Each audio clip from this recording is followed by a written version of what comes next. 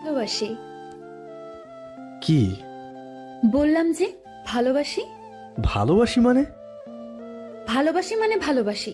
আমি আপনাকে ভালোবাসি, খুব ভালোবাসি। এই মেয়ে, তুমি কি আউট অফ মাইন্ড?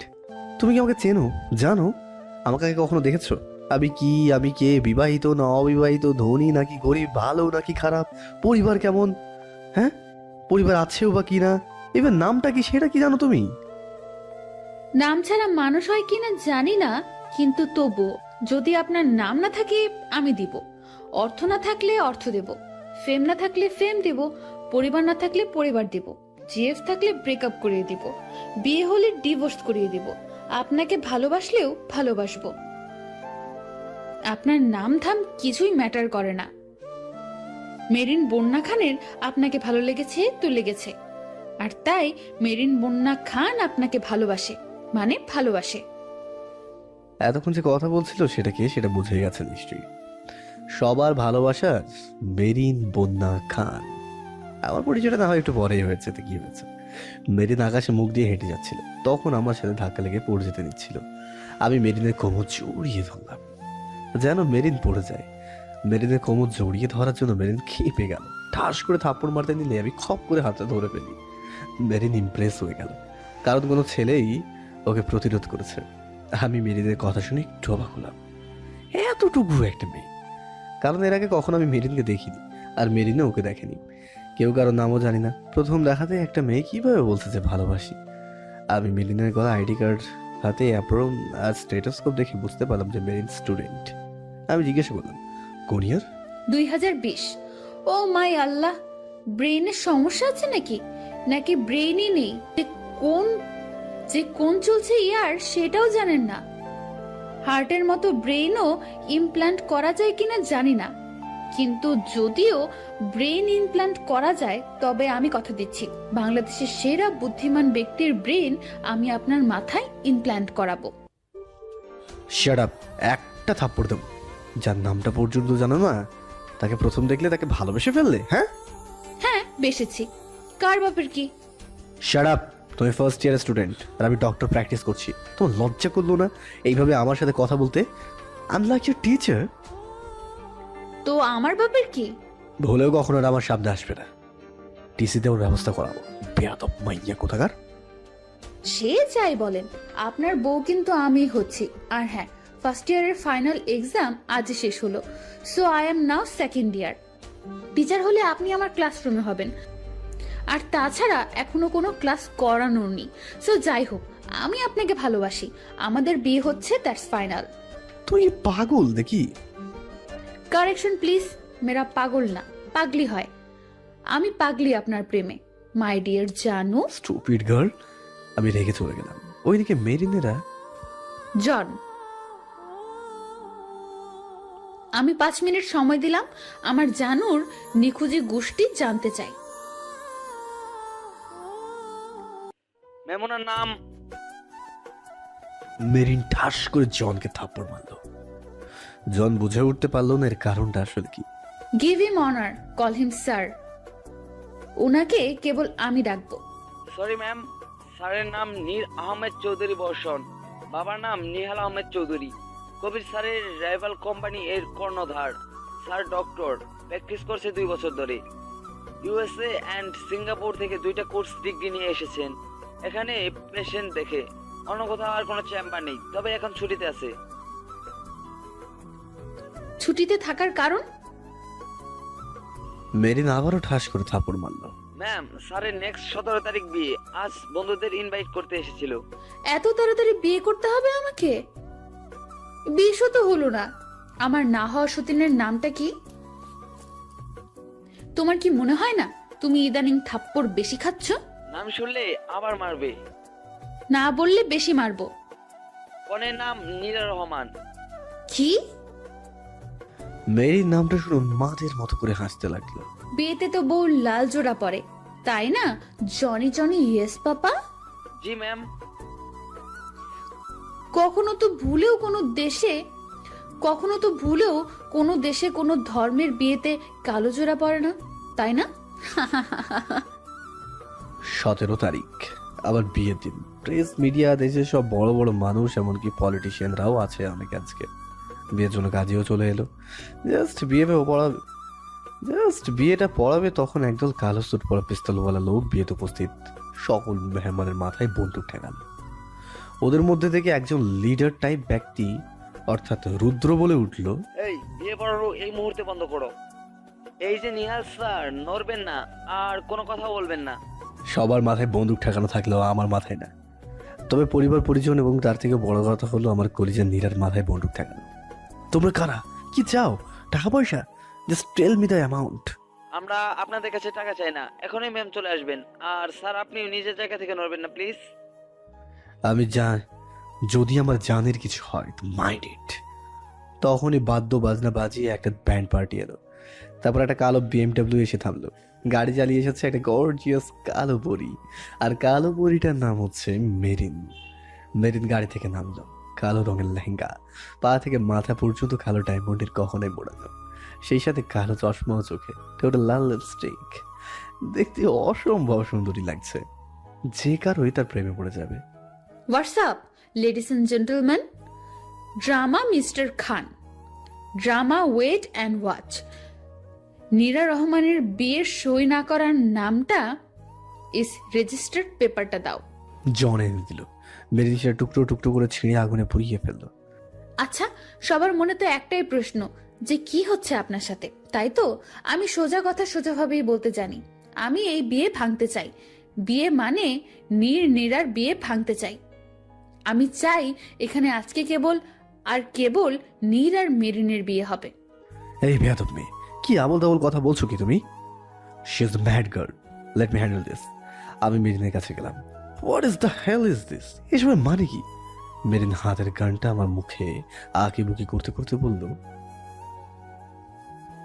আমি কাল রাতেও ভালোভাবে বলেছিলাম আমাকে বিয়ে করবেন কিনা। আপনি না করলেন, তাই এই রাস্তা অবলম্বন করতে হলো, ড্রামা করতে হলো। আমি তোমাকে বিয়ে করব না। ওকে, অ্যাজ ইউর উইশ।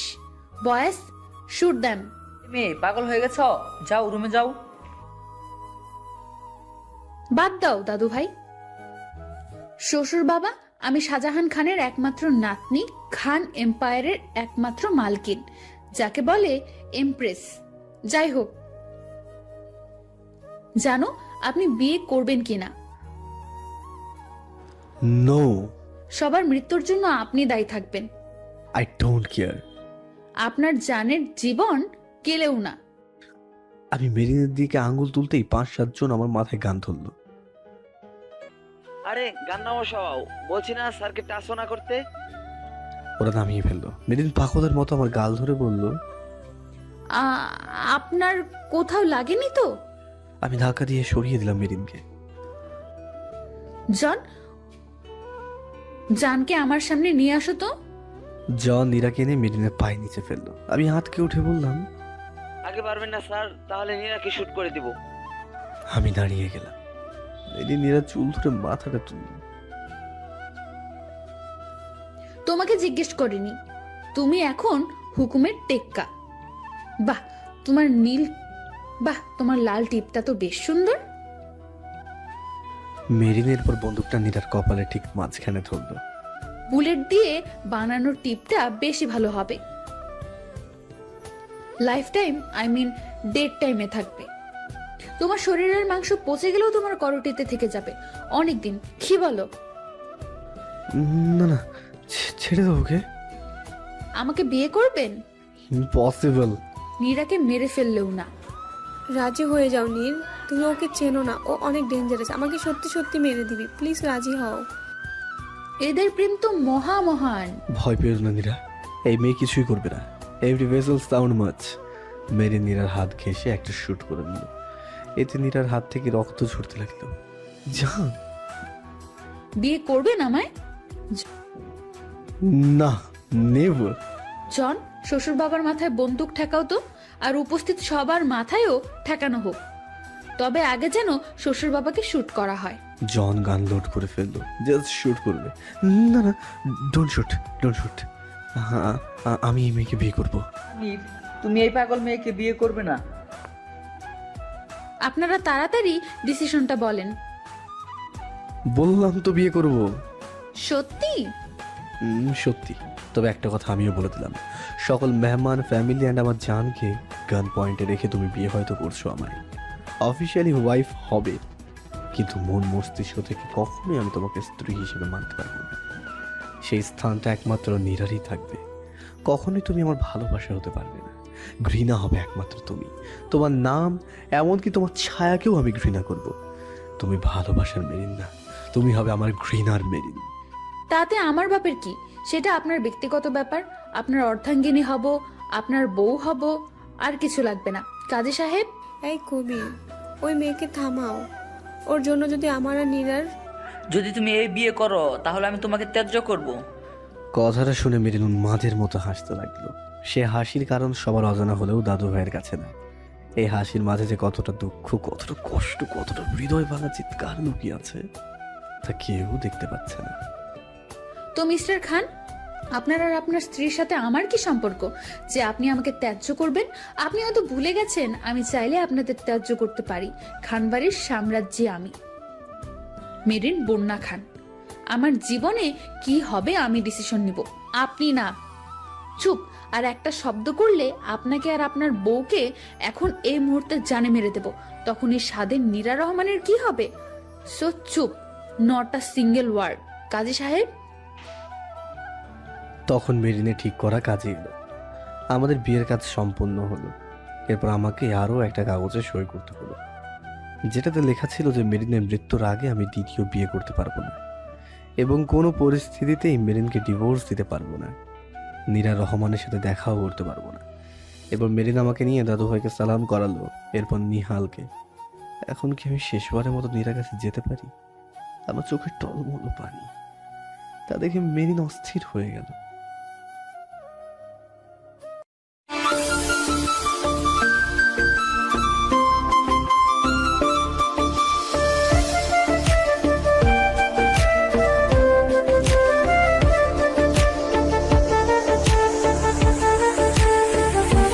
এ কি জামাই, আপনি কাঁদছেন কেন? দাদু ভাই, উনি কাঁদছে। একদম কাঁদবেন না। মেরিন আমার চোখের পানি মুছিয়ে দিল। আপনার চোখে আবারও পানি কেন? আপনার চোখে এখন আবার পানি এলে আমি আমি নীরাকে মেরে ফেলবো। কান্না থামান। এই না, ওকে কিছু করো না, ও আমার জান। কিন্তু একটাবার ওর কাছে যেতে দাও। কতটা রক্ত পড়েছে দেখো। যান, শেষবারের মতো। আমি ছুটতে নীরার কাছে গেলাম, আমি তাকে ব্যান্ডেজ করে দিলাম। আই এম সরি জান। আমি নীরাকে জড়িয়ে ধরলাম, যা দেখে মেরিন ডেভিল একটা স্মাইল দিল। আমার বিয়ের সাক্ষী সবাই হলেন তো, তাই না?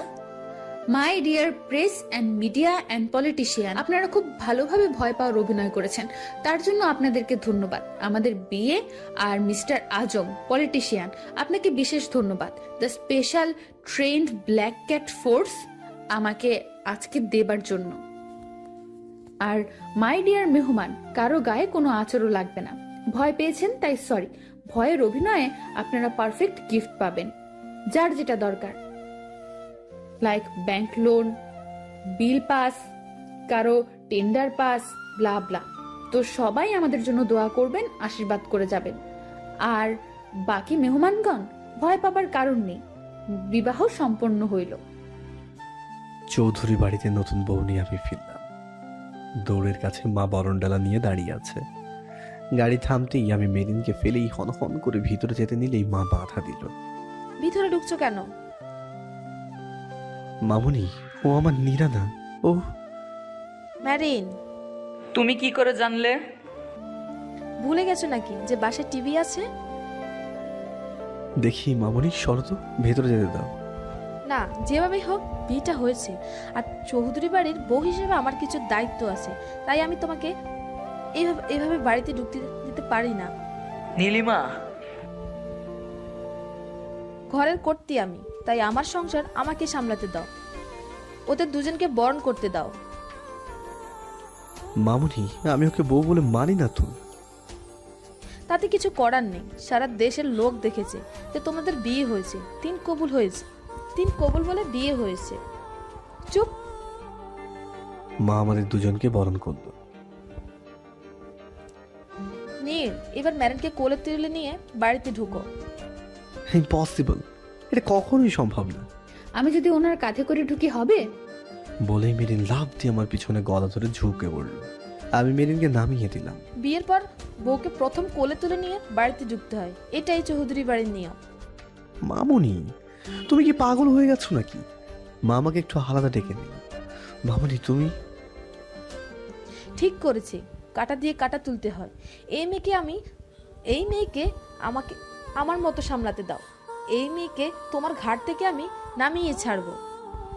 ওর জীবন যদি আমি ছাড়খাড় না করেছি, তো আমিও উল্টা পায়ে দৌড়ে পালাবো। দেখে যাও, আমি মলমও লাগাবো, আবার ক্ষত গভীরও করব। তোমার অমঙ্গল হোক সেটা আমি কখনো চাই না। তোমার ভালোর জন্য আমি সব করতে পারি বাবা। মার কথায় আমি মেরিনকে কোলে তুলে বাড়িতে ঢুকলাম। 1 ঘন্টা পর মেরিনকে আমার কাজিন ভাবিটা রুমে রেখে গেল। সারা রুম ফুলের বাগান হয়ে আছে, খুবই সুন্দর করে। কিন্তু খাটে এন আর লাভ এন দেখে মেরিনের মাথাটা একদমই খারাপ হয়ে গেল। ও ছুরি দিয়ে পরের এনটাকে নষ্ট করে নতুন করে এন লাভ এম লিখলো। নীরের পাশে কেবল আর কেবল মেরিন থাকবে। এরপর মেরিন দাঁড়িয়ে গেল, রুমে চারপাশটা দেখতে লাগলো। সব জায়গায় নীরার ছবি আর নীরার ছবি। মেরিন হাতে ছবিটার দিকে তাকিয়ে ডেভিল একটা স্মাইল দিল। তখনই মার রুমে এলো। মামনি, কিছু তো মনে হয় খাওনি তোমরা। এক্ষুনি কিছু খেয়ে নাও, আমি নিজ হাতে তোমাকে খাইয়ে দিচ্ছি, এসো। মেরিন মাকে টেনে সোফায় বসিয়ে হাতে থাকা ছুরিটা দিয়ে নীলিমার ঘাল ছুঁয়ে ঘোরাতে ঘোরাতে আঁকি বুকি করতে করতে বলল, পেছন দিয়ে সাধারণ আঘাতের থেকে সামনাসামনি গুলি করা আমার বেশি পছন্দ। কাটা দিয়ে কাটা তুলতে হয়। এই মেয়েকে আমার মতো সামলাতে দাও। ওই মেয়েকে তোমার ঘাট থেকে আমি নামিয়ে ছাড়বো। ওর জীবন যদি ছাড়খাড় না করেছি তো আমিও উল্টো পায়ে দৌড়ে পালাবো। কি তাই তো? কি নিখুঁত অভিনয় যে নওগাঁর লিস্ট নীর আহমেদ চৌধুরী বর্ষণ পর্যন্ত তোমার অভিনয় ধরতে পারলো না। ধরবে কি করে? পরিচালনাতে যে ম্যারিন বন্যা নীর খান চৌধুরী ছিল। বলেই দুজন হা হা করে হাসতে লাগলো। মেরিন মাকে জড়িয়ে তুললো। মামুনি, what an acting, you are too good.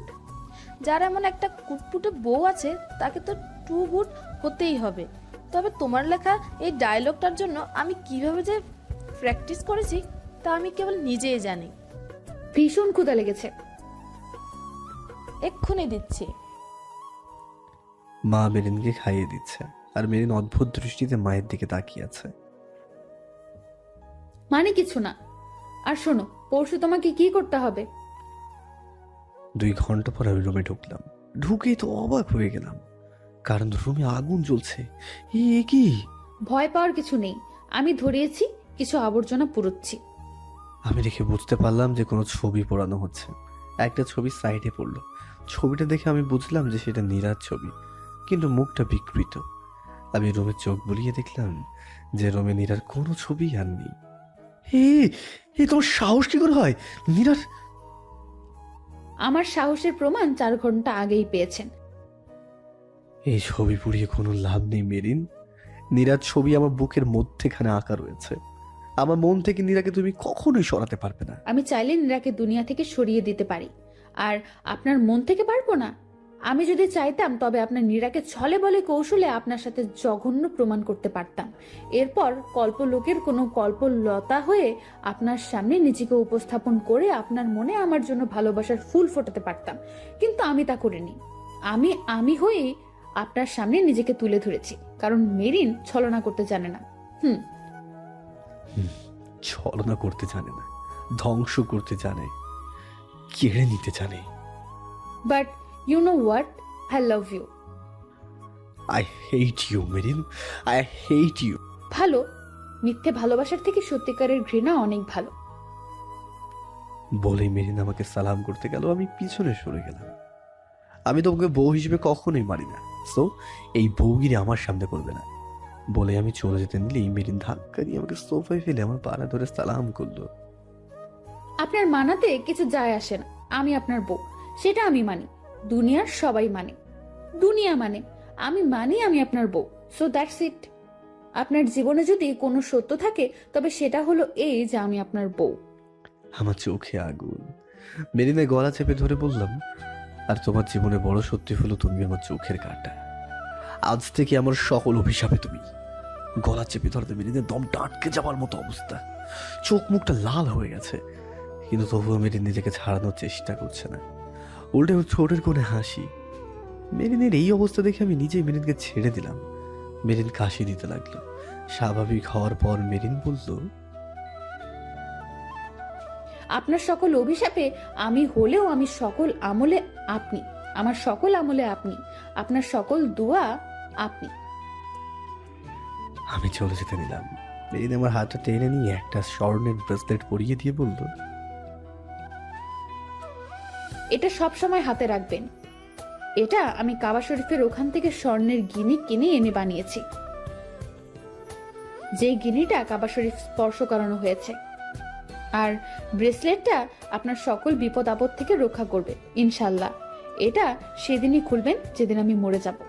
আমি তখনই ওটা হাত থেকে খুলে ছুঁড়ে বেড়ে ফেলে দিলাম। তুমি এখনই আমার কাছে মৃত, আজীবন থাকবে তুমি। যদি তোমার বদৌলতে আল্লাহর তরফ থেকে আমার উপর কোনো সৌভাগ্য রহমত নাজিল হয়, তবে তার বদলে আমি আল্লাহর অভিশাপ নিতে চাইব। তোমার বদৌলতে জান্নাতের থেকে জাহান্নামকে আমি বেশি প্রাধান্য দেব। আমার কথার জবাবে মেরিন শুধু একটা হাসিই দিল। এবার আবার ব্রেসলেটটা এনে আমার হাতে পরিয়ে দিল। ভালোভাবে কোনো কথাই বোঝেন না, পরিয়ে দিলাম। এরপরও যদি একটা কবজি থেকে খুলে ফেলেন, আপনার জানের শরীর থেকেও কবজিটা কেটে ফেলা হবে। আর আপনি জানেন যে আমি এটা করতে পারবো। আমি পরিস্থিতি বেগতিক দেখে আর কথা না বাড়িয়ে ফ্রেশ হয়ে শুয়ে পড়লাম। মেরিনও ফ্রেশ হয়ে চেঞ্জ করে খাটে এসে আমার বুকে জাস্ট মাথাটা রেখে শুতেই আমি একটা ধাক্কা দিয়ে মেরিনকে ফেলে দিলাম। বেডের কোনায় লেগে মেরিনের কপালটা কেটে গেল। মেরিন হাত দিয়ে দেখলো রক্ত পড়ছে। এই আমি বলেছি না আমি তোমাকে বউ হিসেবে মানি না। আমাকে টাচ করার সাহস দ্বিতীয়বার করবা না, না হলে কিন্তু এর থেকে বেশি আঘাত পাবে। শাহরুখ খান এর দেবদাস ছবিটা দেখেছেন? সেখানে পার্বতী নিজের উপর অনেক গর্ব ছিল, কারণ চাঁদের গায়ে কলঙ্ক আছে কিন্তু ওর গায়ে নেই। এরপর একটা গান দেয়, গানে একটা লাইন আছে, जो दाग तुमने मुझको दिया उस दाग से मेरा चेहरा हिला, रहूंगी इसको निशानी बनाकर, रहूंगी इसको हमेशा सजाकर। শরৎচন্দ্র চট্টোপাধ্যায়ের গল্পে দেবদাসের আঘাতে পার্বতীর রূপ সত্যি সত্যি বেরিয়েছিল কিনা জানি না, কিন্তু আজকে নীরের আঘাতে মেরিনের কপালে যে দাগ হলো, তাতে অবশ্যই মেরিনের রূপ অবশ্যই বেড়ে গেল। যার মন সুন্দর না তার রূপও সুন্দর না। তুমি খাটে ঘুমাও, আমি বরং সোফায় ঘুমাবো। এই যে আমি আপনার কাছে কিছু চাই না, লাইক স্ত্রীর মর্যাদা অর হোয়াট, তবে রোজ রাতে আপনার বুকে মাথা রেখে একটু শান্তিতে ঘুমাতে চাই। ভাবলে কি করছে তোমাকে আমার বুকে মাথা রাখতে দেবো? রিকোয়েস্ট করছি নীর, ভালো হবে না। আর খারাপ কি করবে তুমি? এই রিমোটটা দেখতে পাচ্ছেন? এটা নর্মাল রিমোট না, এটা প্রেস করলে বোম ব্লাস্ট হবে। কোনো ভয় দেখিয়ে লাভ নেই। আপনার কি মনে হয় মেরিন ভয় পায়? মেরিন ভয় দেখায়? ভয় তারা দেখায় যারা নিজেরা ভয় পায়। আপনার ফোনে তো বোম ট্র্যাকার আছে, চেক করে দেখুন। আমি চেক করে দেখলাম যে সত্যিই আছে। তুমি এতটা জঘন্য? যতটা দেখছেন বা ভাবছেন তার থেকেও বেশি জঘন্য আমি।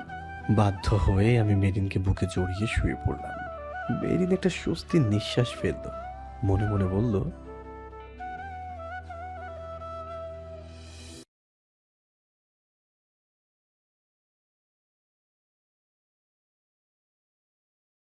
রাতের সব তারা আছে দিনের গভীরে, বুকের মাঝে মন যেখানে রাখবো তোকে সেখানে, তুই কি আমার হবি রে, মন বাড়িয়ে আছি দাঁড়িয়ে তোর হৃদয়ে গেছি হারিয়ে, তুই জীবন মোর সবই রে, তুই কি আমার হবি রে। জানি না কত বছর এমন শাস্তি পেলাম, আপনার যে মাথা গোজার কোনো জায়গা নেই নীর, আজ থেকে পেলাম। এইদিকে এসবের মানে কি? তুমি ভালো করে জানো কিসের কথা বলছি। তুমি এই মেয়েকে বউ বলে কিভাবে মেনে নিতে পারো? এই অসভ্য বেয়াদব বেয়ালাগা মেয়েকে বউ হিসেবে কিভাবে মেনে নিতে পারো? এখন বলো না যে নীরকে বলা কথা আমি বিশ্বাস করব। এই মেয়েকে কতটা খারাপ তুমি জানো? কি করেছে আজকে? তুমি তোমার মনের ভাব প্রকাশ করো, কারণ আজকের পর থেকে আমি আমার মামুনির নামে কোনো বাজে কথা শুনতে চাই না। মা মুন্নি, তুমি কি পাগল হয়ে গেছো? না, আমি একদম ঠিক আছি। তোমাদের বাবা ছেলের মাথা খারাপ হয়ে গেছে, কারণ আমার ছেলের পাশে কেবল ম্যারেনকেই মানায়, নীরা নয়। ম্যারেনে আমার ছেলের সত্যিকারের ভালোবাসা, অকারণে ভালোবাসে। ম্যারেন নীরের জন্য পারফেক্ট, রূপে গুণে যোগ্যতায় বংশধর পরিচয় সবটাই। কি আবল তাবল বলছো? কোন জামানার মতো করে কথা বলছো? ঠিকই বলছি। আর শুরু থেকে নীরাকে আমার পছন্দ ছিল না, কারণ যার বাবার 3 বিয়ে করা মা 2-3 বিয়ে করা, সে মেয়ে আর কতই ভালো হতে পারে? চিল্লিও না, ঠিকই বলছি। ওই মেয়ের চরিত্র শুরু থেকে আমার ভালো লাগেনি, যতই ভালো হবার নাটক করুক না কেন। শুধু খানবাড়িতে থাকলে আর খানবাড়ির শিক্ষা পেলে সে খানবাড়ির মেয়ে হয়ে যায় না, খানবাড়ির রক্ত হয়ে যায় না। বৃষবৃক্ষ কখনো আম গাছ হয় না। আর এই মেয়ে বুঝি ভালো? ওই মেয়েটার নাম আছে, আর সে তোমার মেয়ের মতো, সম্মান দাও। তো এই মেয়ে সবার সাথে সবসময় খারাপ ব্যবহার করে, মারামারি করে, ছেলেদের পোশাক পরে। এই মেয়ে এতটাই খারাপ যে নিজের আপন বাবা মা তাকে মেয়ে হিসেবে মানে না। এটা মা বাবার কলঙ্ক। সন্তান খুনি জঘন্য খারাপ হলেও মা বাবা সন্তানকে ফেলে দেয় না, এনারা ফেলে দিয়েছে। আগে থেকে ম্যানকে আমার পছন্দ ছিল না।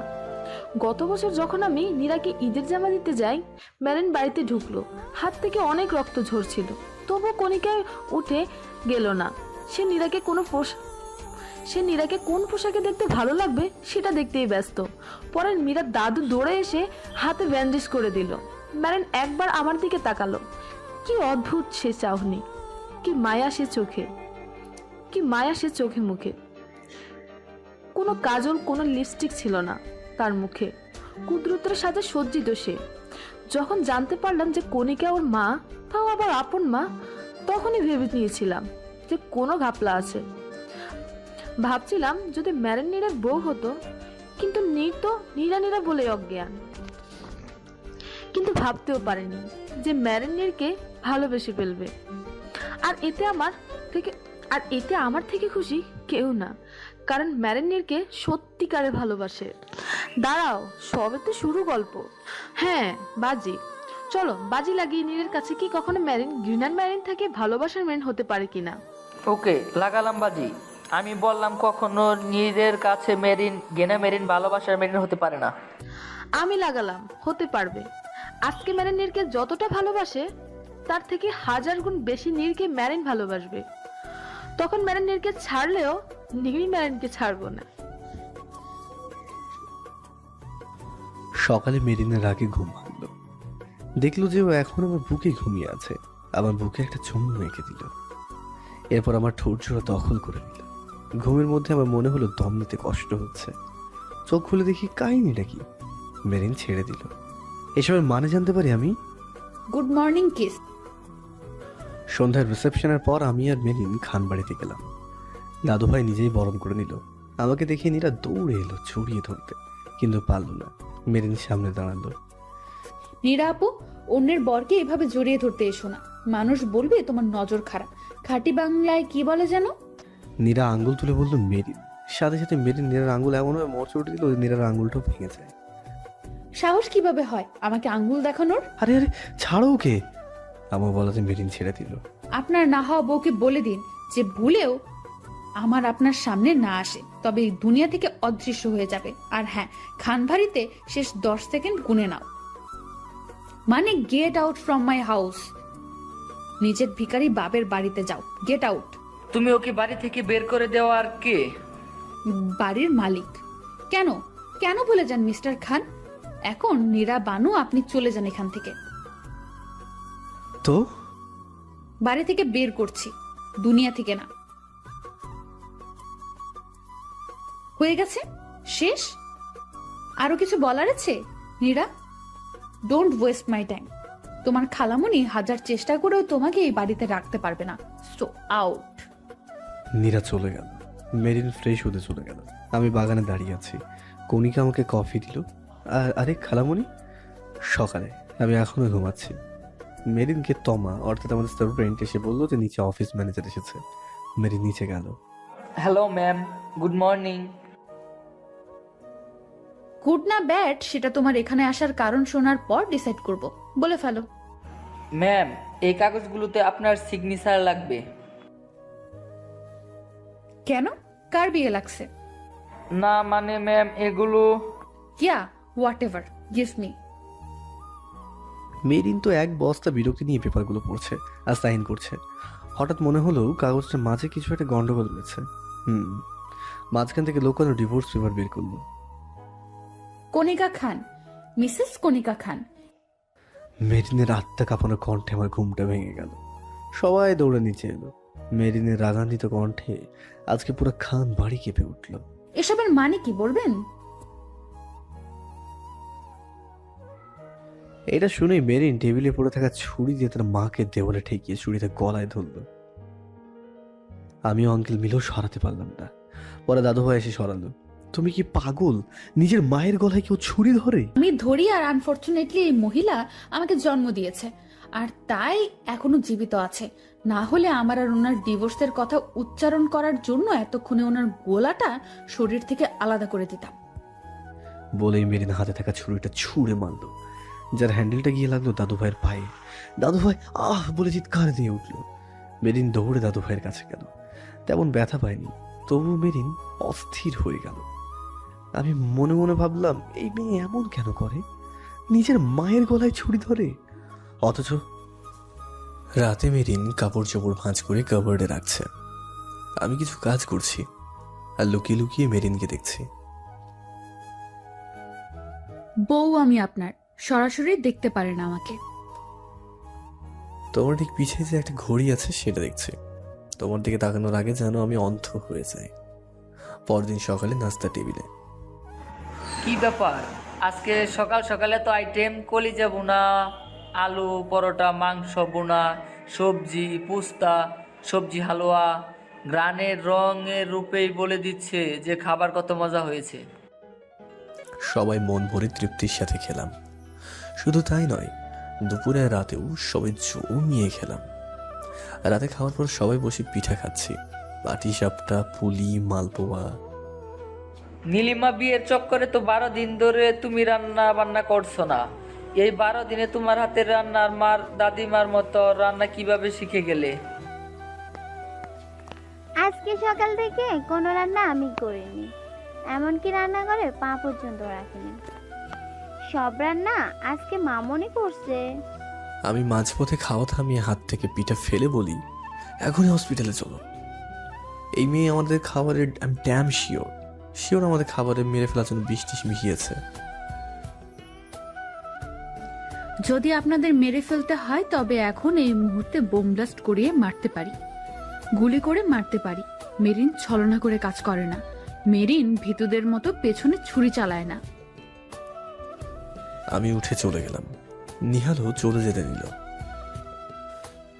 দাঁড়াও বাবা।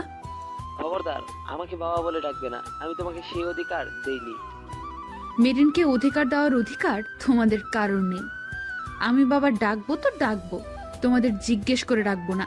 সে যাই হোক, মামুনি বলল যে চৌধুরী পরিবারে নাকি নতুন বউকে বিয়ের পরপরই কিছু রান্না করে বাড়ির সবাইকে খাওয়াতে হয়। রান্না যখন করতে হবে তাই আজই করলাম। এরপর কবে করব তা আমি নিজেও জানি না। চৌধুরীরা নাকি নতুন বউয়ের রান্না খেয়ে তাকে কিছু গিফট করো। তোমাকে আমি ছেলের বউ হিসেবে মানি না। সেটা তোমার ব্যাপার। তবে আজকে দেখি সত্যি চৌধুরীদের খানদানি নিয়মের জোর আছে কিনা। খুব সহজ, আমি রান্না করেছি তাই আমি কোনো গিফট চাইবো, সেটা দিতে হবে। ভয় নেই, টাকা পয়সা চাইবো না, ওগুলো আমারই অভাব নেই। তুমি আর কি দিবে? তুমি কি আমাকে নিচু দেখাচ্ছ? মোটেও না, আমি কেবল তোমাকে ভয় পেতে না করছি। বিয়ের দিন তোমাকে সালাম করেছিলাম, কিন্তু তুমি শুধু নীরের মাথায় হাত দিয়েছিলে, আমার মাথায় দাওনি। আজকে আমি আবার তোমাকে সালাম করব, তুমি আমার মাথায় হাত রাখবে। কেউ সালাম করলে তার মাথায় শুধু হাত রাখলে হয় না, সাথে কিছু আশীর্বাদও করতে হয়। তোমাকে আমি কখনোই আশীর্বাদ করতে পারবো না। না না, আশীর্বাদ করতে হবে না, সেটা আমায় কেউ করে না। শুধু মাথায় হাত রাখবে। মাথায় হাত রেখে অভিশাপই করো, কিন্তু তবুও হাত রাখো। বাবা অবাক হয়ে গেল মেরিনের কথায়। মেরিন সালাম করলো, বাবা মাথায় হাত রাখলো, মনে মনে বলল সুখী হও। ম্যারেন রুমে গেল, গিয়ে দেখে নীল সোফায় হেলান দিয়ে কপালে হাত দিয়ে বসে আছে। ম্যারেন গিয়ে ধাপ করে নীলের কোলে বসলো। নীল অবাক হয়ে গেল। এই মেয়ে আমার কোলে বসলো কেন? নামো বলছি, নামো। আমার কোনো নাম নেই, এই মেয়ে বলে ডাকেন কেন? আপনি আমাকে ভালোবেসে এই মেয়ে বলে ডাকেন। যাই হোক, আজকে আমার রান্না খেলেন, বিনিময়ে আমাকে কিছু উপহার দেবেন না? তো আমি মেরিনকে ধাক্কা দিয়ে ফেলে দিলাম। তোমার রান্না আমার জন্য 20 বরাবর, আর উপহার যদি চাও তবে উপহারে তালাক দিতে পারি। এত বড় গিফট আমি নিতে পারবো না। মেরিন উঠে আবারও আমার কোলে বসলো। আমি আপনাকে ভালোবাসি, আপনি চান আর না চান আপনাকে আমার সাথে থাকতেই হবে। পরের দিন নীল মেডিকেলে যাবে। গাড়িতে গিয়ে বসে দেখে পাশের সিটে ম্যারেন বসে আছে। তুমি? Any doubt? নীল ম্যারেন মেডিকেলে পৌঁছালো। গিয়ে নীল জানতে পারলো যে নীল রোগী দেখার পাশাপাশি আর কোনো ক্লাস করতে পারবে না। শুধু সেকেন্ড ইয়ারের এ সেকশনের ক্লাস নিতে পারবে। নীল কাহিনী বুঝতে পারলো। নীল আজকে রোগী না দেখে রুমে বসে আছে। তখনই ওর একটা কলিগ রুমে এলো। আরে এলা, তুমি? তোর সাহস কি করে হয় আমার নীরের হাত ধরার? আজকে আমি তোর এমন অবস্থা করব যে তুই আমার নীরের দিকে ভুল করেও আর কখনো হাত বাড়ানোর কথা কল্পনাও করতে পারবি না। মেরিন এলা চুল ধরে টেনে নিয়ে যেতে লাগলো। মেরিন ছাড়ো, ওকে ছাড়ো বলছি। মেরিন টেনে নিয়ে যাচ্ছে। মেরিন এলা চুল টেনে নিয়ে নিচে মাঠের ওখানে নিয়ে সবার সামনে নিচে ফেললো। এরপরে এলার ডান হাতের ওপরে পাড়া দিয়ে দাঁড়ালো। চিকন পেন্সিল হিলের জাতা খেয়ে এলার জানটা বেরিয়ে যাচ্ছে। মেরিন আবারও এলার চুলের মুঠি ধরে বলল, খুব শখ না আমার নীরের হাত ধরার? হ্যাঁ, আর যদি কখনো নীরের দিকে চোখ তুলে তাকাস তবে জানে মেরে দিব। এরপর এলাকে ছেড়ে দিল। সবাই নিজের কানে একটা কথা ভালোভাবে ঢুকিয়ে রাখো, নীর আহমেদ চৌধুরী বর্ষণ মেরিন বন্যা নীর খান চৌধুরীর স্বামী। কেউ ওনার দিকে চোখ তুলে তাকালেও আমি তার চোখ উঠিয়ে ফেলবো। এরপরও যদি কেউ কলিজা দেখায় তবে আমি তার কলিজাটাই বের করে ফেলবো। দুদিন পর দুজন বাড়ি ফিরছে। সামনে একটা গাড়ি এমন ভাবে ব্রেক মারলো যে অ্যাক্সিডেন্ট এড়ানোর জন্য নীল খুব জোরে ব্রেক চাপ দিতে হলো, যার কারণে স্টিয়ারিং এ লেগে নীলের কপাল সামান্য একটুখানি কেটে গেল। নীর, আপনি ঠিক আছেন? মেরিন একদম অস্থির হয়ে গেল, পাগলের মতো করতে লাগলো। ওয়ান টাইম ব্যান্ডেজ লাগিয়ে দিল। আরে ঠিক আছি। মেরিন দেখলো সামনের গাড়িটা স্টার্ট দিয়ে চলে যাচ্ছে। মেরিন আমাকে বলল, নীর, আপনি পিছে গিয়ে বসুন। নীলকে বাধ্য হয়ে পিছনের সিটে গেল। মানে ড্রাইভিং সিটে বসলো। এরপর এমন স্পিডে গাড়ি চালাতে লাগলো যে ভয়ে আর নীর আত্মা যায় অবস্থা। ম্যারেন গাড়ি একদম ওই গাড়ির সামনে নিয়ে থামলো। এরপর গাড়ি থেকে নেমে ওই গাড়ির ড্রাইভারের কলার ধরে টেনে বের করলো। এরপর ইচ্ছে মতো পিটানো শুরু করলো।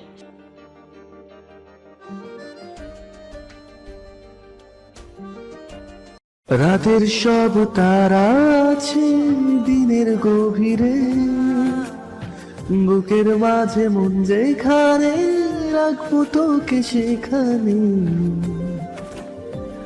তুই কি আমার হবি রে, মন বাড়িয়ে আছি দাঁড়িয়ে, তোর হৃদয়ে গেছি হারিয়ে। তুই জীবন মোর সবই রে, তুই কি আমার হবি রে। তোর জন্য আমার নীরের কপাল কেটে গেছে। তোকে তো আমি। মেরেন মারতেই আছে। তৎক্ষণে জনও চলে আসলো। অনেক কষ্টে নীর মেরেনকে সরিয়ে আনলো। পাগল হয়ে গেছো? মরে যাবে তো লোকটা। যাক, ওই জন্যই আপনি ব্যথা পেয়েছেন। আরে এটা সামান্য একটু ব্যথা। আপনার জন্য সেটা সামান্য, আমার জন্য নয়। জি ম্যাম। জন জন এর এমন অবস্থা করো যেন আর কোনোদিন গাড়ি চালাতে না পারে। ম্যাম, আপনার হাত তো কেটে গেছে, রক্ত বের হচ্ছে। ও হ্যাঁ, এমন ভাবে বলছো যেন এই প্রথম কেটেছে। আসছি। নীর ড্রাইভিং সিটে বসতে নিলেই আরে আরে, আপনি ড্রাইভ করবেন নাকি? মোটেও না। আপনি ব্যথা পেয়েছেন না তো কিভাবে ড্রাইভ করবেন? হ্যাঁ, আরে কোনো কথা না। ম্যান কাটা হাত দিয়ে ড্রাইভ করে বাড়িতে পৌঁছালো। মানবতার খাতিরেও নীর ম্যানকে কাটা হাতের কথা একবারও জিজ্ঞাসা করলো না, কারণ ঘৃণা। এভাবে চলছিল কি দিনকাল। ম্যানকে দেখে নীর অবাক হলেও ঘৃণা এক বিন্দুও কমেনি, কিন্তু ম্যারেন ভালোবাসা বেড়ে গেছে। সব সময় নীরের সামনে ঢাল হয়ে দাঁড়িয়ে থাকে। একটা আঁচড়ও লাগতে দেয় না নীরের গায়ে। রোজ রাতে নীরের বুকে ঘুমায় আর সকালে গুড মর্নিং কিস। এরপর 1 মাস নীর ম্যারেন কোথায়ও যাচ্ছে, তখন দেখলো একটা মেয়ে ট্যাক্সির জন্য দাঁড়িয়ে আছে, আঙ্গুল ব্যান্ডেজ করা। আর মেয়েটা নীরা।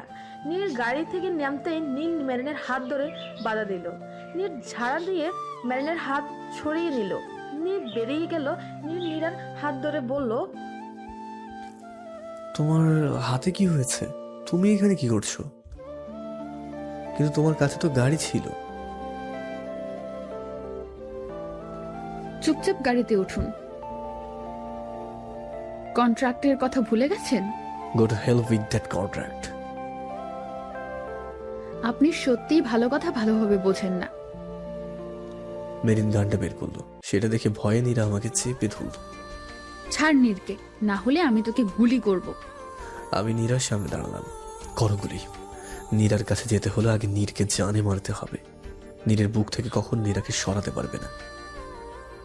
নীর, ওকে ছেড়ে দিন। না, দেখো এখন আমি তোমার চোখের সামনে কি করি। বলে আমি নীরার কোমর জড়িয়ে নিজের সাথে মিশিয়ে নিলাম। এরপর কেবল কেসটা করতে যাব তখনই কেউ আমাকে ক্লোরোফর্ম দিয়ে দিল। দুজন অজ্ঞান হয়ে রইলাম। 3 ঘন্টা পর দুজনেরই জ্ঞান ফিরল। আমি চোখটা মেলে দেখলাম যে ওকে চেয়ারের সাথে লোহার শেকল দিয়ে বাঁধা রাখা হয়েছে, কিন্তু লোহার শেকলের উপরে একটা কিছু আবরণ লাগানো হয়েছে। লোহার শেকলটা যেন আমাদের গায়ে ব্যথা না লাগে সেজন্য। আর আমার চোখ বরাবর আছে মেরিন। হ্যালো হানি। আমাকে এখানে কেন এনেছো? ছবি দেখাতে। মানে আপনার ডান দিকে দেখুন। নীর ডান দিকে ঘুরলো, দেখলো সেখানে নীরাকে দাঁড়ানো করানো। ওকে পজিটিভ দিয়ে পেঁচিয়ে ঝুলিয়ে রাখা হয়েছে। মানে? নীরা, ছেড়ে দাও ওকে। ছেড়ে দিলে ছবি কিভাবে দেখবেন? বলেই টেবিলে থাকা 4-5টা ছুরি থেকে সবচেয়ে ভয়ঙ্কর আর ধারালো ছুরিটা হাতে নিল। আমার এই ছুরিগুলো অনেকের রক্ত ঝরিয়েছে, কিন্তু আজকে প্রথম জান দিবে। না মেরিন, তুমি এমন কিছু করবে না। আমি এমনটাই করব। খুব শখ না তোর মিথ্যা আঙ্গুল কাটা দিয়ে সমবেদনা নেওয়ার? এখন সত্যি সত্যি কাটার যন্ত্রণা উপভোগ কর। তুই এই হাতে নকল ব্যান্ডেজ করেছিলি না? বলে ছুরি দিয়ে নকল ব্যান্ডেজটা ছুরি দিয়ে কেটে ফেললো। এই হাত দিয়ে নীরকে চেপে ধরেছিলি না? বলেই নীরার হাতে ছুরি দিয়ে পোঁচ দিল। নীরা! মেরিন নীরার অন্য হাতে একটা প্যান্টস দিল। মেরিন, ওকে ছেড়ে দাও। আমি আর কখনো ওকে টাচ করবো না, এমনকি তাকাবো না ওর দিকে। ওকে ছেড়ে দাও নীরা, ওকে ছেড়ে দাও মেরিন। মেরিন আমার কথা কানে না দিয়ে নীরাকে একের পর একের আঘাত করেই যাচ্ছে। শেষে ছুরি নীরার গলা বরাবর চালাতে নিলে আমি বলে উঠলাম, তোমাকে আমার কসম লাগে, থেমে যাও মেরিন। এই কথাটা শোনার পর থেমে গেল। ছুরিটা জাস্ট নীরার গলায় টাচ করেছে। আমার কসমে সে থেমে গেল। আমি কথা দিলাম যে কখনো নীরার কাছে যাব না, তবু ওকে মেরে ফেলো না প্লিজ। মেরিন থেমে গেল। নীরার থেকে 4 কদম সরে এসে হাতে ছুরিটা দিয়ে নিজেরই অন্য হাতে চালাতে লাগলো। নিজের হাতে একের পর এক পৌঁছ দিতে লাগলো আর সাপের মতো কমাতে লাগলো। ম্যাম কি করছেন কি?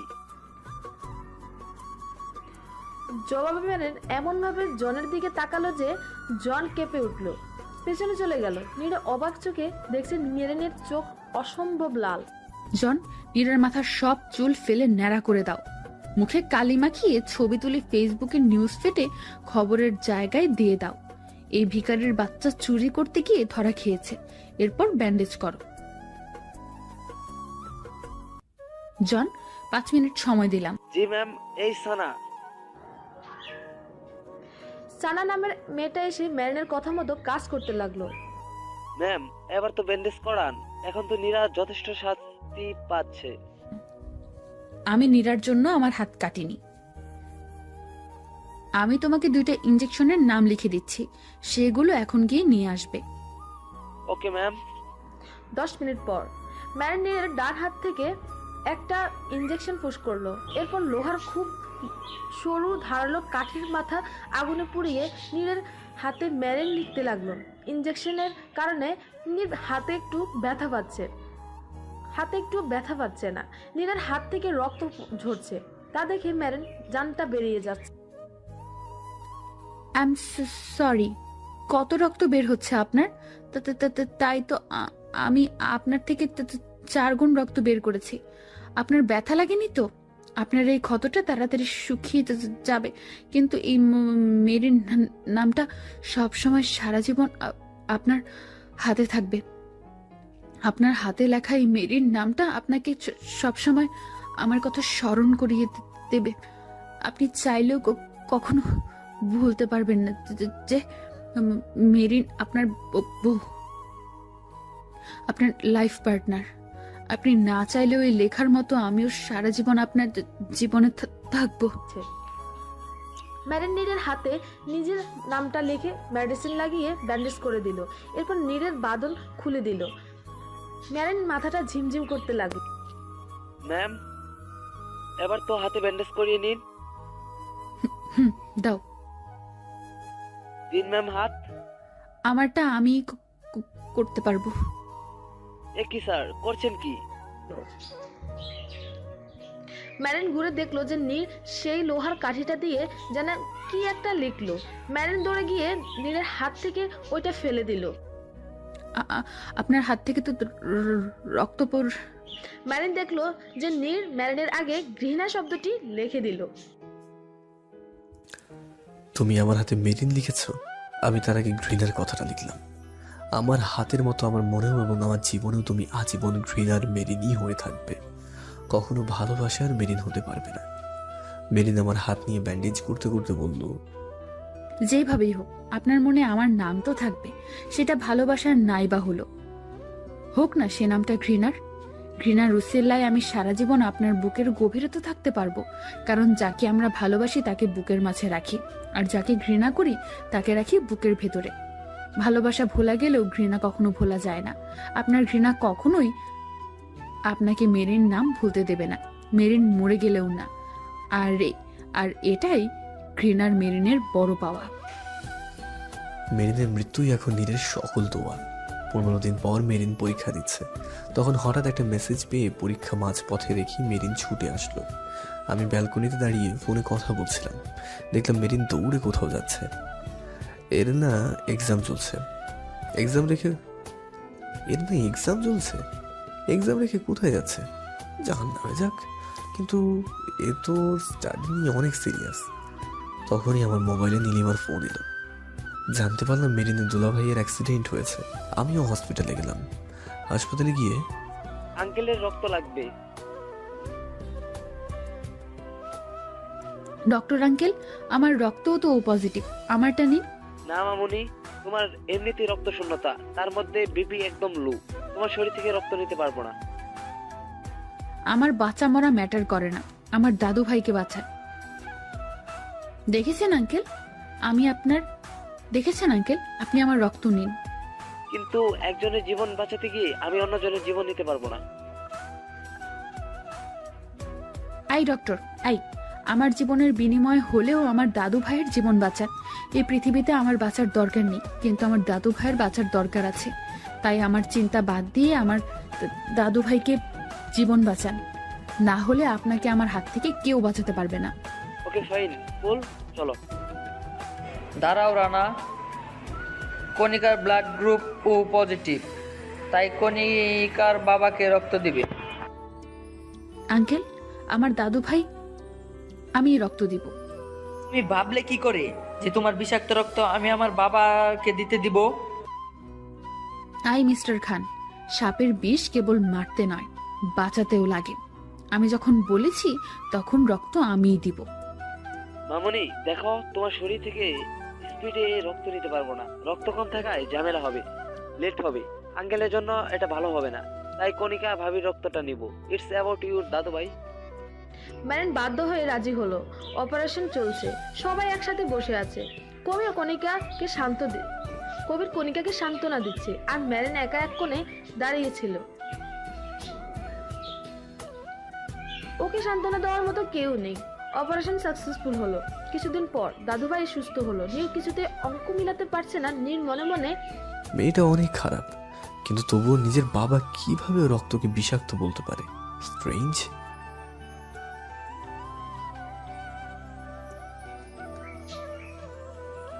সবাই ঘুরে দেখলো যে দাদুভাই দাঁড়িয়ে আছে। দাদুভাইকে দেখে ম্যারেন দাদুভাই বলে দৌড়ে গেল। তুমি এলে যে, আমাকে বলতে আমি চলে যেতাম। কষ্ট করে তুমি আসতে গেলে কেন? তোর শ্বশুর বাড়ি থেকে আমি আসতে পারবো না দিদি ভাই? কি যে বলো না। আমি গিয়ে দাদু ভাইকে সালাম করলাম। WhatsApp young man. একদম বিন্দাস। চলো ব্রেকফাস্ট করবে, চলো। ব্রেকফাস্ট করব বলেই তো সকাল সকাল চলে এলাম, কিন্তু তার আগে এই তোমরা ভিতরে আসো। তখনই 20 জন হাতে করে 20 ধরনের ডালা নিয়ে ভেতরে ঢুকলো। এগুলোর কি দরকার ছিল কাকা? অনেক দরকার। প্রথম নাতনির শ্বশুর বাড়িতে এলাম, খালি হাতে কি আসা যায় নাকি? দেখো দাদু ভাই, তোমাদের বিয়েতেও তো কোনো গিফট দিতে পারিনি, তাই হানিমুনের প্যাকেজটা আমার তরফ থেকে তোমাদের জন্য গিফট। বয়স্ক লোকটা কথা কেউ ফেলতে পারলো না। দাদুভাই চলে যাওয়ার আগে নীর নিয়ে এলো। দাদুভাই মোমবাতি জ্বালিয়ে বলল, লাইট বন্ধ করো। নীর তাই করলো। এবার দাদুভাই মোমবাতির সামনে গ্লোবালটা ধরলো। নীর দাদুভাইয়ের বিপরীতে বসে আছে। তোমার দিকে গাবলাটা আলোকিত না অন্ধকার? ঘুটঘুটে অন্ধকার। কিন্তু আমার দিকে একটু জলমেলো আলোকিত। তা তো হবেই দাদু ভাই, তা তো হবেই দাদু ভাই, কারণ গ্লোবটার আলোকিত তো দিক, মানে মোমবাতির আলো তো তোমার দিকটাতে। এই গাবলাটার মতো রক্ত মাংসে গড়া একটা চাঁদের কন্যা আছে, যার আলোকিত দিকটা আমার দিকে আর ঘুটঘুটে অন্ধকার দিকটা তোমার দিকে। ঠিক তখনই দরজায় কড়া নড়ল।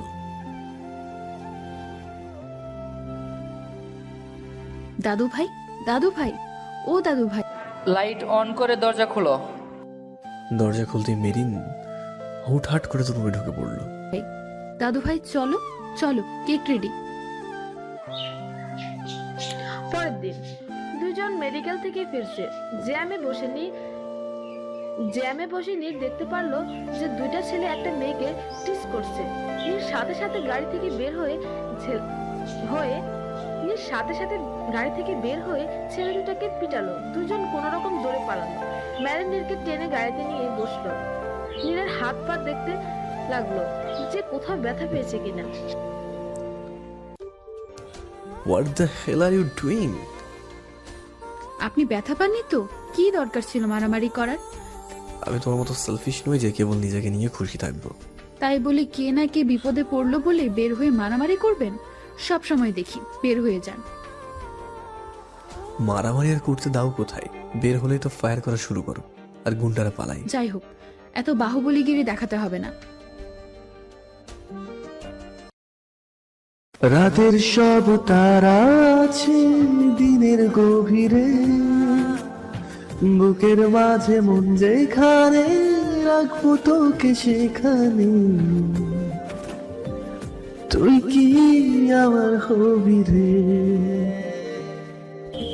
মন বাড়িয়ে আছি দাঁড়িয়ে, তোর হৃদয়ে গেছি হারিয়ে, তুই জীবন মরণ সবই রে,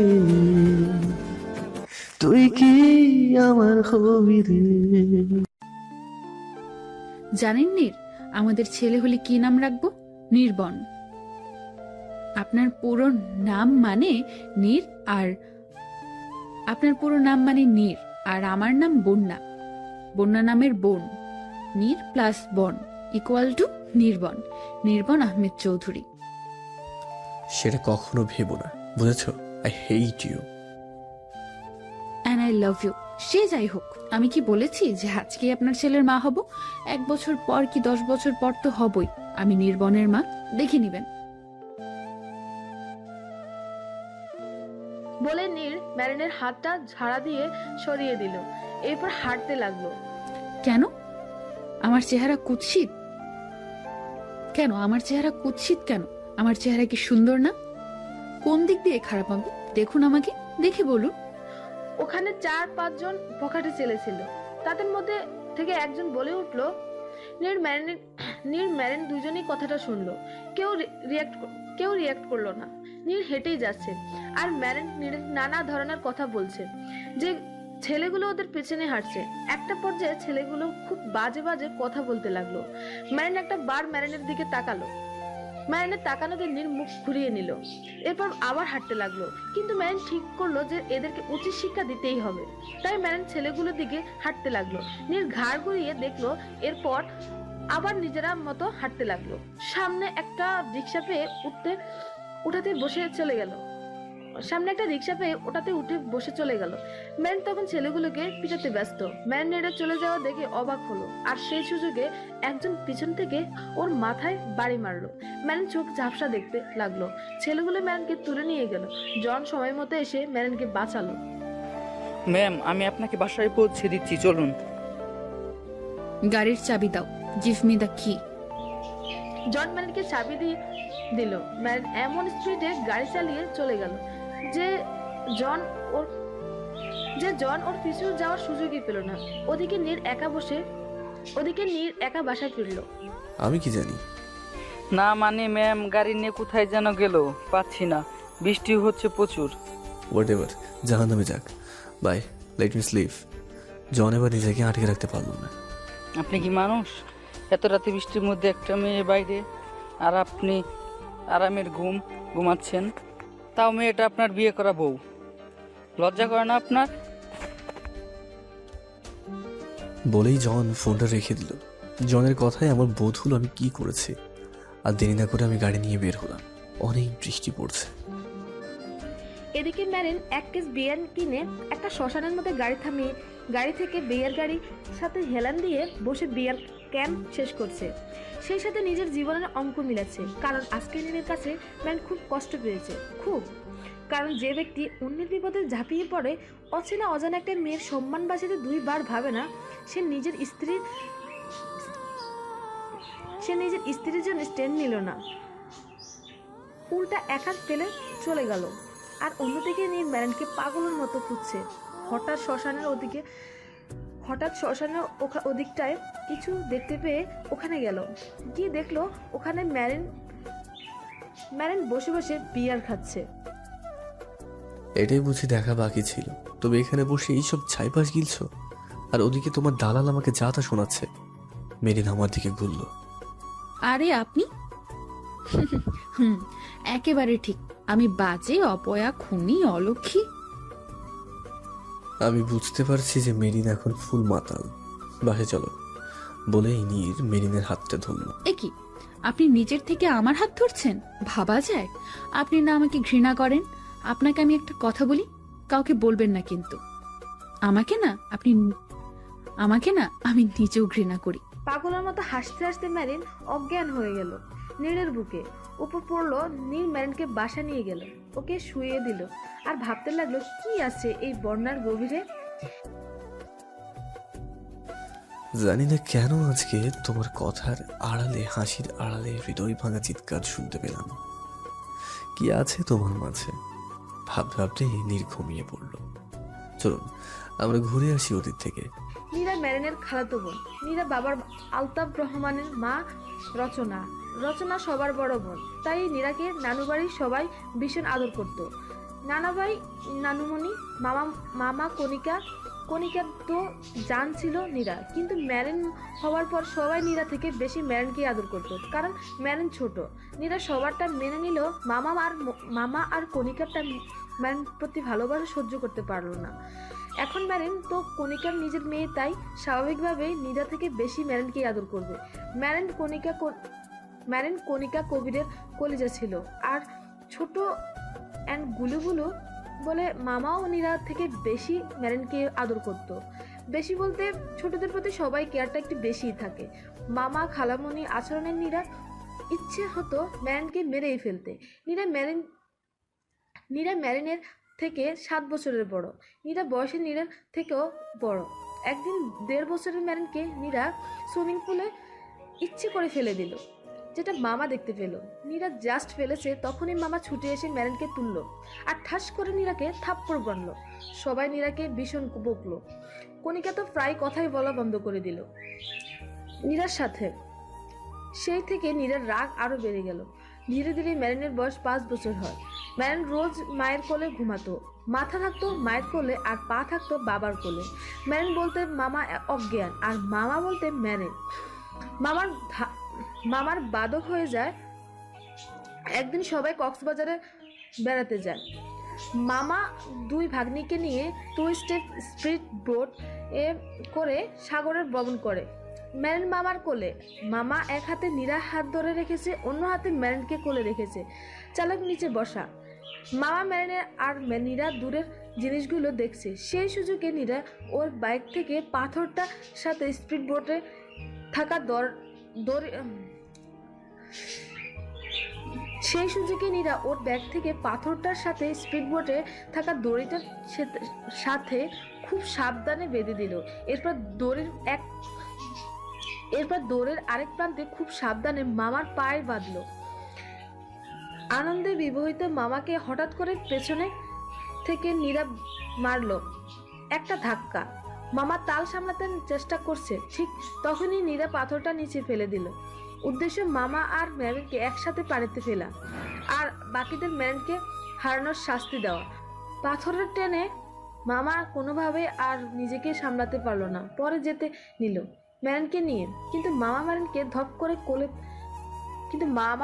ধপ করে কোল থেকে বোর্ডে ফেলে দিল, যেন ম্যারেনের কিছু না হয়। এমন ভেবে ফেললো যে ধাক্কা লেগে নীরাও বসে পড়লো।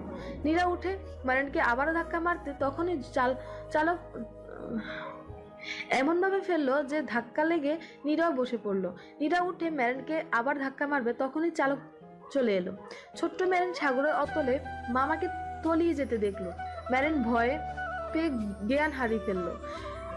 তীরে যাওয়ার পর নীরা সবাইকে বলল যে ম্যারেনের জন্য মামা পানিতে পড়েছে।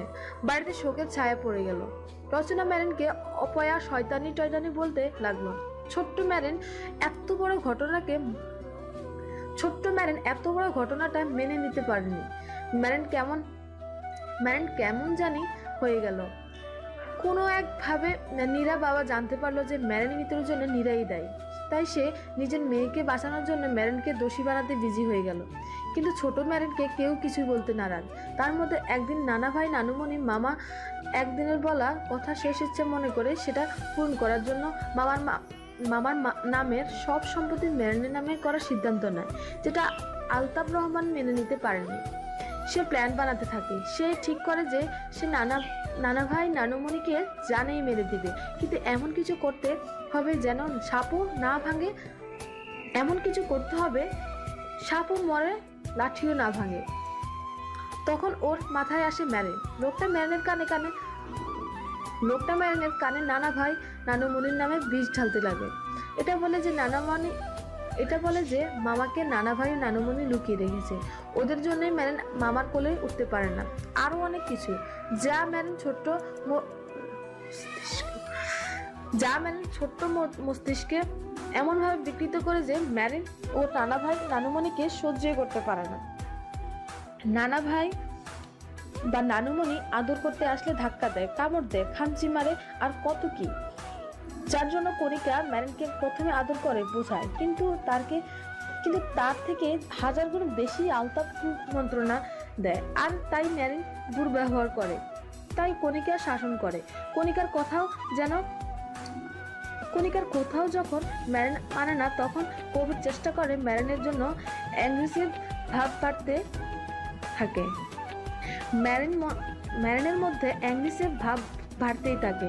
ধীরে ধীরে ম্যারিন কবির কণিকার থেকে দূরে সরতে থাকে। একদিন লয়ারের কাছে আলতাফ জানতে পারে যে ম্যারিন নামে প্রায় উইল রেডি, 2-1 দিনের মধ্যে রেডি হয়ে যাবে।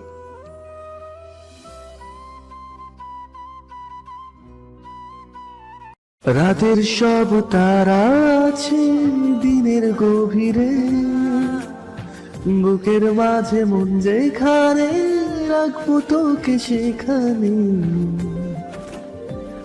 তুই কি আমার হবি রে,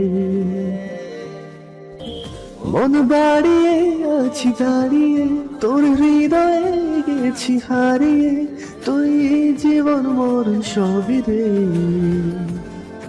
তুই কি আমার হবি রে।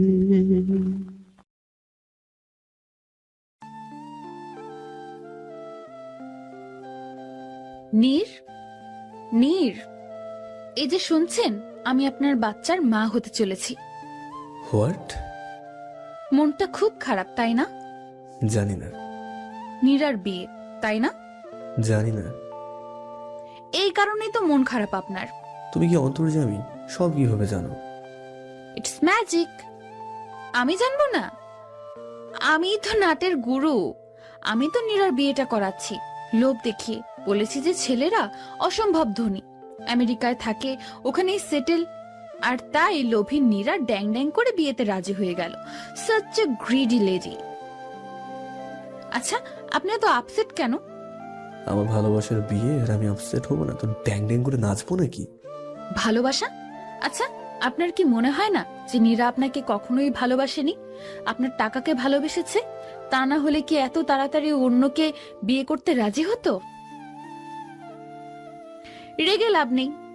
আমার তো মনে হয় আপনিও নীরাকে তেমন ভাবে ভালোবাসেন না। যদি ওকে মনের গভীর থেকে ভালোবাসতেন, তবে বিয়ের দিন ওর গলায় ছুরি ধরতেই বিয়েতে রাজি হয়ে যেতেন। তাই আমার মনে হয় না যে আপনিও নীরাকে ভালোবাসেন। তোমার সাহস হয় কিভাবে আমার ভালোবাসাকে প্রশ্নবিদ্ধ করার? ভালোবাসা?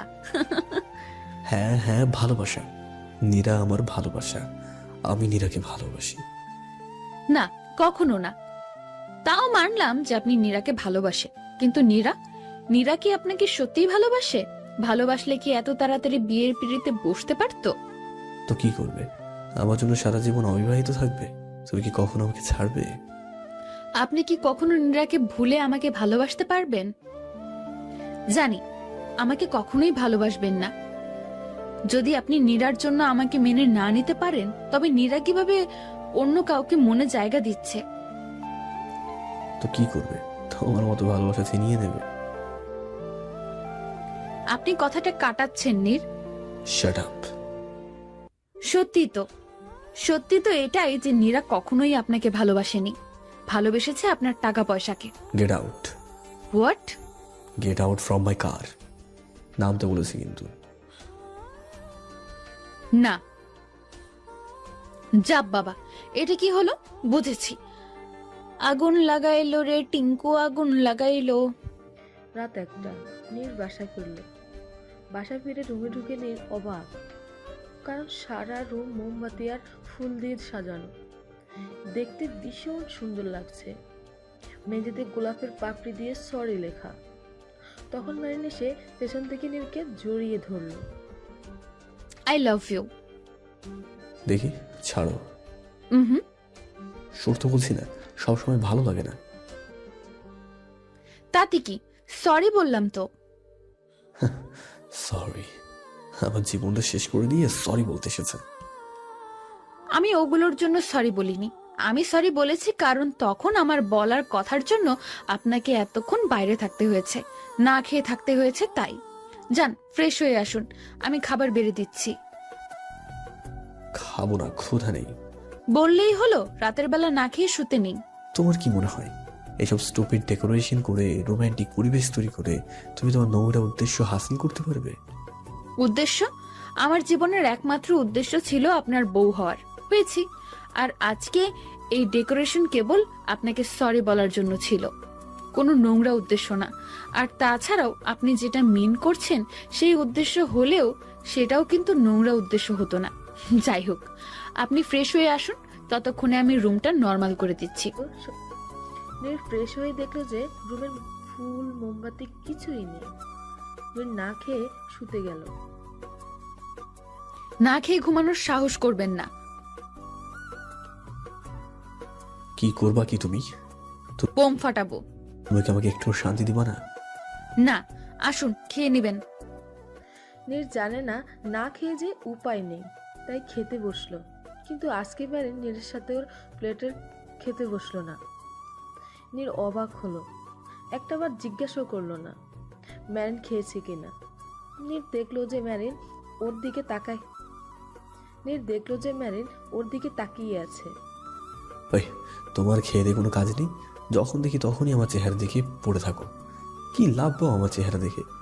ভালো তো তুমি একা বাসো না, আমিও তো বেসেছি। ওই আমি তো জন্মে কোনোদিন এমন করে ধরে চেয়ার কই আমি তো জন্মে কোনোদিন এমন করে পরে ধরে নীরার চেহারার দিকে তাকাইনি। কি দেখো আমার চেহারাতে এমন? আমি স্বর্গ। বলে ম্যারিন এক গাল হাসি দিয়ে নীরের কোলে গিয়ে ধাপ করে বসলো। নিন, আমাকে খাইয়ে দিন। হোয়াট? এটা আপনার শাস্তি, কারণ একটা বারও আমাকে খেতে বলেননি। নিন, খাইয়ে দিন। আমি মনে মনে ভাবলাম দাঁড়া দেখাচ্ছি মজা। বলেই নীর ভাতের লোকমার মধ্যে মরিচ ঢুকিয়ে দিল। কারণ এই কয়দিনই দেখেছে যে ম্যারিন ঝাল খেতেই পারে না। ম্যারিন মরিচকে রিয়েক্ট করলো না। নীর অবাক হয়ে আরো একবার মরিচ দিল। এলিয়েন। খাওয়া শেষ হতেই মেরিন আমার ঠোঁট জোড়া দখল করে নিল। আমাকে ভীষণ জোরে একটা কামড় দিয়ে মেরিন ছেড়ে দিল। ও মা গো, ভ্যাম্পায়ার! আপনাকে ভালোবাসি বলে কি আপনার ভুলের শাস্তি দেব না?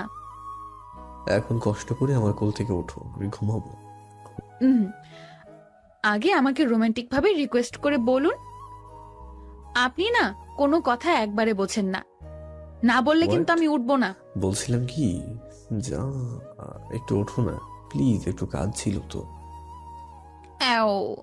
এত কিউট করে বললেন না উঠে থাকতে পারি? আই লাভ ইউ এতগুলা। ভালোবাসার বিরহ কখনো আমাদের শান্তিতে ঘুমাতে দেয় না, কিন্তু আজকে আপনি নীরার বিয়ের কথা শুনেও পরম শান্তিতে ঘুমাচ্ছেন, কারণ আপনি নীরাকে ভালোবাসেন না। এটা আপনার ভুল ধারণা মাত্র। ভালো লাগাকে ভালোবাসা মনে করছেন আপনি, তাছাড়া কিছুই না। তবে আপনার এই ভুল ধারণা আমি ভাঙাবো। তুমি আমার এমনই একজন,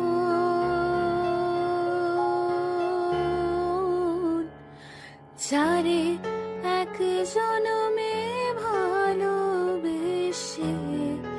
ভরবে না এমন। এক জনমের ভালোবাসা, এক জনমের কাছে আসা, এক জনমের ভালোবাসা, এক জনমের কাছে আসা। দুইটি চোখের পলক পড়তে লাগে যতক্ষণ, তুমি আমার এমনই একজন,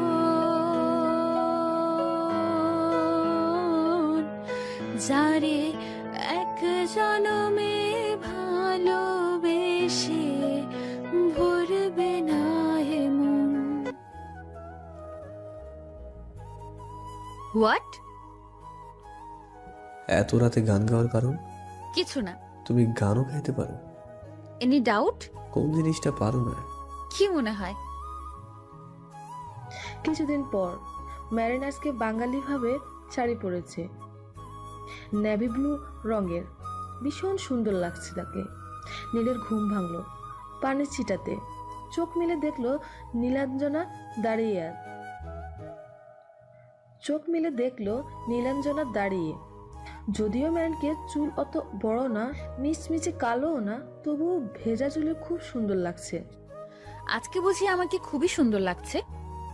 আমি মনে মনে বললাম, আবার জিগায়, ক্রাশ খেয়েছি তো, জাস্ট জঘন্য লাগছে। শালার বুইড়া বেডা। তোমার এক এক দিন এক এক রূপের কারণ আমি বুঝি না। ফ্যান্সি ড্রেস কম্পিটিশনে তোল নেমেছ নাকি? তো আজকে পেট বের করে নায়িকা সেজে মেডিকেল যাওয়ার কারণটা কি? আপনি ঘুষ দিয়ে ডাক্তার হয়েছেন? ডাক্তার হয়ে কি করে ভুলে গেছে যে আজকে ফ্রাইডে? সে যাই হোক, এভাবে শাড়ি পরে রুমের বাইরে যাবে না। কেন? না মানে না, ব্যাস। আরে আজব তো, কারণটা তো বলবেন। এইভাবে পেট কোমর বের করে রুম থেকে বের হওয়া আমার সহ্য হবে না। হ্যালো, এত খুশি হওয়ার কিছু নেই। বাসায় আমার বাবা আছে, সেই সাথে অনেকগুলো সার্ভেন্ট। তোমার লজ্জা না থাকতে পারে, কিন্তু আমার আছে। কোমর থেকে বের হবা, বাবার সামনে এইভাবে বের হই, বাবাকে লজ্জা দিও না। শালার বুইড়া বেরসিক, একটু ভালো তো বাসবেই না, আবার তারিফও করবে না। লাগে ওর নীরা আমার থেকেও সুন্দর। যেই না বাইকটা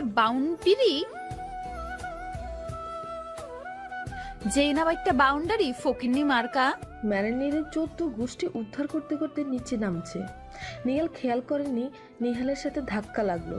নিহাল ধুম করে নিচে পড়ে গেল।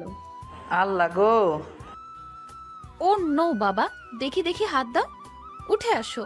তুমি মেয়ে কোন দিন যে আমাকে দুনিয়া থেকে উঠিয়ে দিবে? বলে নিহাল ম্যারেনের দিকে তাকালো, আর তাকিয়ে থমকে গেল। চোখে পানি এসে পড়লো ম্যারেনকে দেখে, কারণ ম্যারেন যে শাড়িটা পরেছে সেটা নিহালের মায়ের। কি হলো, উঠে আসো।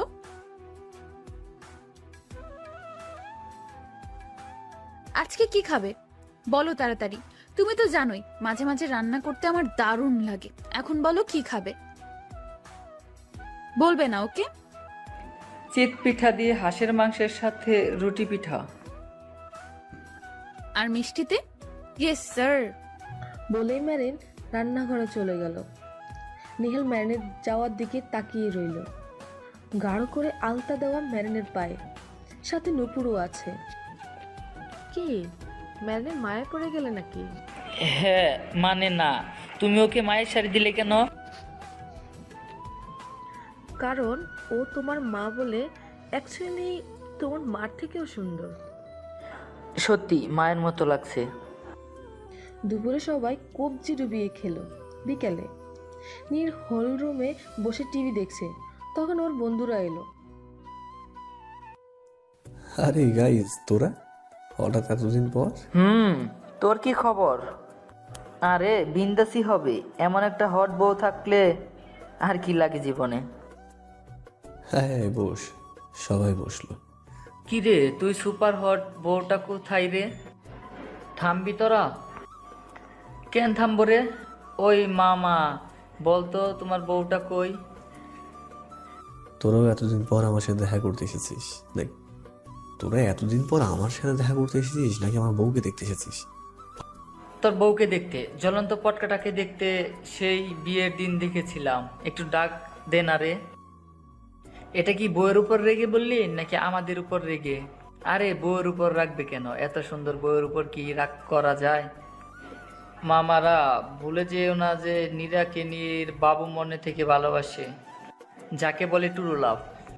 এই, তোরা সব চুপ করবি নাকি আমি চলে যাব? তুই চলে যা, ওকে? ইমান চলে যেতে দিল। আরে আরে আরে, কোথায় যাচ্ছি? বস। নীর ইমনকে যেতে দিল না, জোর করে বসিয়ে নিল। তখনই ম্যারেন মোবাইলে কথা বলতে বলতে সিঁড়ি দিয়ে নামছে। ও নীরের বন্ধুদেরকে খেয়াল করেনি। নীর মনে মনে, এর এখনই আসার ছিল, আমি মনে মনে বললাম। ইমান ছাড়া সবগুলো চোখ ফাটিয়ে ম্যারেনকে দেখছে। ম্যারেন ওদেরকে দেখে ফোনটা কেটে ওদের সামনে এলো। হ্যালো ভাইয়ারা। হাই আপনি। সবগুলো তাকানো দেখে ম্যারেনের ইচ্ছে করছে ওদের চোখে তুলে নিতে। তুমি অনেক সুন্দর। থ্যাংক ইউ ভাইয়ারা, আপনারা বসুন, আমি আপনাদের নাস্তার ব্যবস্থা করছি। হ্যালো জন, নীরের বন্ধুদের চেনো তো? জি ম্যাম, এখন আপনাদের বাসায়। হুম। আমাদের বাসা থেকে বেরিয়ে যেতেই ইমাম ভাইয়া ছাড়া বাকিদের এমন অবস্থা করবে যেন 6 মাস আগে হসপিটালের বেডে থাকে।